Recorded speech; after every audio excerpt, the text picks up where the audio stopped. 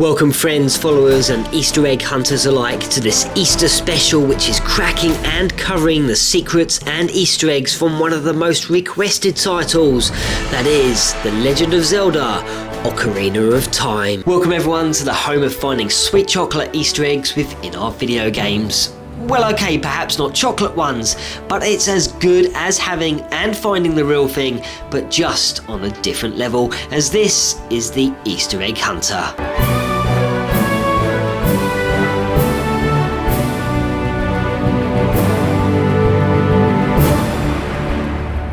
Ocarina of Time blasted onto the Nintendo 64 in 1998 and delivered one of the most spectacular, magical and incredible adventures that has ever been produced, which is considered one of the best Zelda games, one of the best Nintendo titles, and is thought to be one of the top games of all time too. The game follows our hero to be Link, who as always sets out on a quest as a young lad into the vast and perilous kingdom of Hyrule, where Link must stop at nothing to take down and prevent the all-ruthless, evil, sinister and despicable Dark Lord Ganondorf, whom is trying to collect the 3 individual sacred triangles that make up the Triforce, thus allowing him to hold the relic so he can bring his wishes to life. Ocarina of Time delivers one of the most intriguing Zelda stories as you travel backwards and forwards in time, that brings and throws at you mountains of puzzles, bosses, enemies and many sword-wielding moments that will make you want to play it over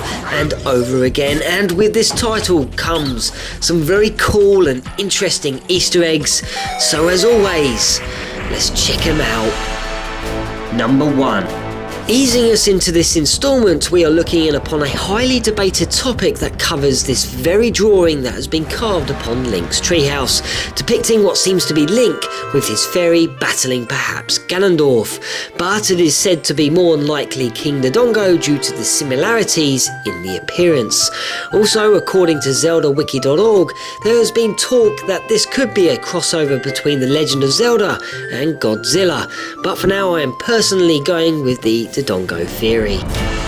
Number 2. Once you have ventured out onto Hyrule Field for the first time, head to the market in the grounds of Hyrule Castle, where you will talk to many individuals, including a girl named Malon, who will tell you her father has not returned from delivering the milk to the castle. At this point, you can try and enter Hyrule Castle, where you will more than likely be thrown out by the guards first time around. Once this has happened, you'll meet Malon again, whom is singing a song, and will ask you to go and find her father in exchange for a weird egg. Most of the time, Malon is covering up her neckline while she is talking to you with her hands, but during this scene she isn't, and you can zoom in and spot that her brooch is actually the head of Bowser. Also, once you are adult Link, you can visit Lon Lon Ranch and meet up with Malon again, whom is all grown up, and she is clearly showing the Bowser brooch. Number 3. When Malon has asked you to go in search of her father, Talon, climb the vines and sneak past all the guards surrounding the castle walls and paths, and make your way to the right of the castle, where you will discover Talon fast asleep on the floor, taking 40 winks. So why not take this opportunity to gaze upon his brooch, where again, it's shaped like Bowser's head.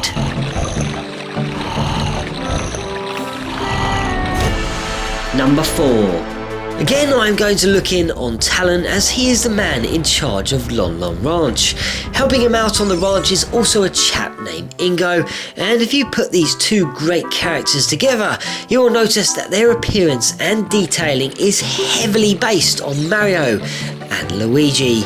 Upon waking up Talon at the castle, you can also see that his sleeping position is also similar to that of Mario sleeping in Mario 64 and Super Mario Sunshine. Number 5. Gossip stones are located all around Hyrule and serve well as knowledgeable points of reference, as they can give you extra info if you so need it. They are also fun to play around with, as by striking one you can receive the time, or you can flatten one by using a megaton hammer. And of course there are a few others, but my personal favourite is walking up to one, dropping a bomb, leaving, watching the bomb blow up, which causes the gossip stone to blast off into the sky.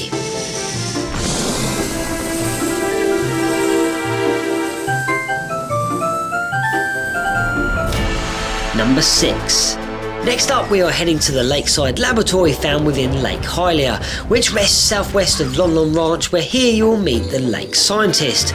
At the back of his lab there is a large pool that you can dive into, or if you pop on your iron boots that you picked up in the ice cavern, you can sink to the bottom and check out what's lurking beneath the water's surface. Well yes, there's a caged, motionless shark. Now there has been various chatter and topics regarding this very creature and many theories. But the one theory I love the most is that the shark could represent Nintendo's dislike of cheat codes or cheat devices, for example the Game Shark device.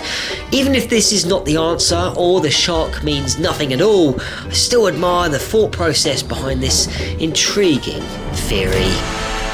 Number 7. Well, since we are located within Lake Hylia, we might as well pop along to the fishing pond, where it will cost you 20 rupees to sit there all day long while you catch lots of interesting fish. But I'm not here for the fish, as I'm here for the owner's hat. Yes, that's right, you can cast towards the owner to try and steal his hat, even though his sign tells you not to. If you judge it correctly, you can whip off his hat to reveal that his hair has receded since the last time he saw you 7 years ago. And you can even run off with it, or you can kindly return it to him. Number 8. During Ocarina of Time, there are many side quests to tackle as well as the main objective. One of them is trying to find and collect all the 100 gold Skulltula tokens, which help to break the curse set upon the fabulously rich family. However, when you have managed to acquire just 20 of them, you will be given the Stone of Agony, which has one purpose, and that's to help you discover hidden holes and other secrets. And the cool thing about this stone is that it is shaped like a Nintendo 64 rumble pack, and if you've attached your rumble pack to your controller, it will now rumble when you are close to a hidden and perhaps mysterious secret surrounding the game. Number 9. I don't often go to portrait galleries, but if I could recommend you one, this would be it.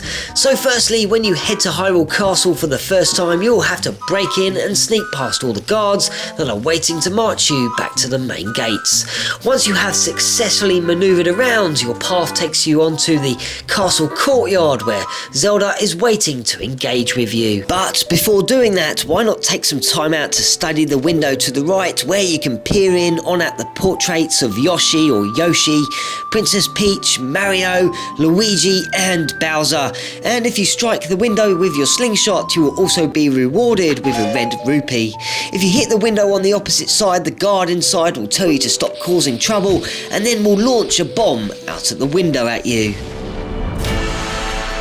Number 10. One of the most talked about mysteries lays within one tiny sign that first came about in Super Mario 64, and once again the same texture was used during the making of Ocarina of Time. So whereabouts is it lurking? Well, you need to be on the chapter that covers Dodongo's Cavern, where you'll need to pass through the Goron City, venture up the Death Mountain Trail, which leads you onto the main mission located within Dodongo's Cavern. Here you will need to play until you reach the main room on the second floor, where you will have to make the giant Dodongo's eyes turn red.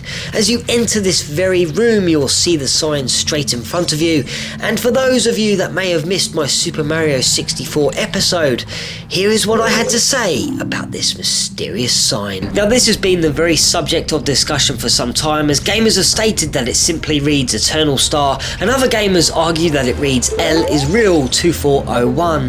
The L is real part was leading gamers to believe that Luigi might be an unlockable character within the game, but this turned out to be untrue, as no texture map of him ever existed in the game. The second claim is that the message was stating that Luigi would be real in a game releasing on the dates the 2nd of 4th 01, in other words February 4th 2001, which was said to be Paper Mario. However, this game was released on the 5th of February 2001, and others have argued that Nintendo could have never have planned for such a date so far in the future. Now I am no expert, I am just simply here to state what is already known, but if I was to give my 2 cents, then I'd have to say when you do indeed gaze upon the plant from a certain angle, it does so happen to look like it does say L is real 2401, but then again on other angles it does look like Eternal Star, and then sometimes I just see nothing at all. I guess it's one of those little Nintendo secrets that we will never know exactly what or if it was supposed to say something or anything, but it sure is interesting.